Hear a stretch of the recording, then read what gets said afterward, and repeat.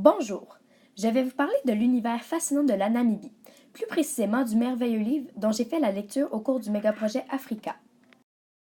Ce livre s'intitule Le souffle du diable et, comme je l'ai mentionné tout à l'heure, il se passe en Namibie, qui se trouve à être un merveilleux pays du sud de l'Afrique.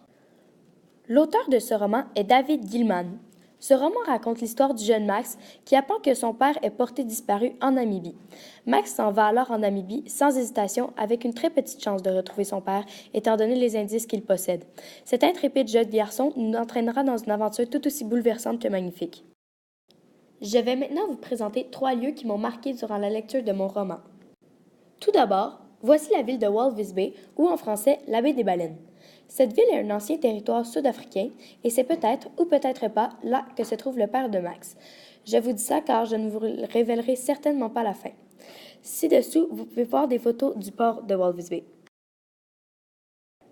D'autre part, l'aéroport de Namibie est un endroit marquant de ce roman. Il se situe à Windhoek et est le plus grand aéroport de la Namibie.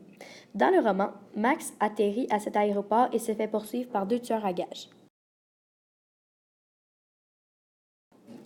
Le troisième et dernier endroit n'existe pas dans la réalité, mais est la maison de Chaka Chang.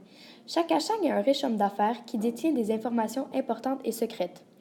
Sa villa, peut-on l'appeler ainsi, est perdue au milieu de la savane namibienne. Je vais à présent vous parler de mon journal culturel, c'est-à-dire 6 éléments culturels qu'on peut retrouver dans ce livre. Premièrement, les Bushmen font partie intégrante du roman. C'est un Bushman qui aide Max dans la recherche de son père. De plus, le peuple Bushman est un des plus vieux peuples africains et il est un des seuls peuples à avoir sa propre langue. Deuxièmement, les tourbillons de sable existent uniquement en Afrique. Les tourbillons peuvent être très dangereux pour les humains et il vaut mieux ne pas s'en approcher. Quand Max et Cloga se rendent dans la grotte où son père a laissé des indices, Marc remarque les tourbillons qui se promènent dans la savane. Troisièmement, le chamanisme africain était surtout pratiqué autrefois, mais existe encore un petit peu aujourd'hui. Un chaman est quelqu'un de très sage, dans le clan il y en a souvent seulement un, et il est souvent guérisseur. Pour ce qui est du lien avec le roman, c'est un chaman qui guérit Max quand il se blesse, je ne vous dis pas tout de suite comment. Je vais à présent vous faire découvrir quelques animaux qui vivent dans la savane namibienne. Tout d'abord, le lion, comme vous le connaissez déjà, est surnommé le roi de la savane.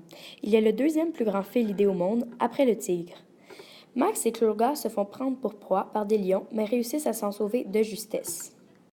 Ensuite, il y a le springbok. Le springbok vit dans le sud de l'Afrique. Ce joli animal vit en troupeau. Pour le lien avec le roman, Max et Cloga en tuent un pour pouvoir se nourrir. De plus, dans le sud de l'Afrique, il y a l'aigle facillé. Cet oiseau fait partie de la famille des Accipitridae. Son nom latin est Aquila spilogaster. Dans le roman, il y en a un qui rôde autour de Cloga et Max lorsqu'ils se promènent dans la savane. Finalement, le dernier animal que j'ai à vous présenter est le babouin. Ce singe est dans la famille des Cercopithèques et dans le roman, il y a un troupeau de cet animal sur la route de Cloga et Max. Durant ma lecture, je me suis sentie triste car, bien sûr, Max a perdu son père, mais en même temps, j'ai aimé l'ambiance de suspense qui régnait car il s'entraînait toujours dans une nouvelle aventure et il y avait toujours les hommes de Chaka Chang qui le poursuivaient. Merci de m'avoir écouté.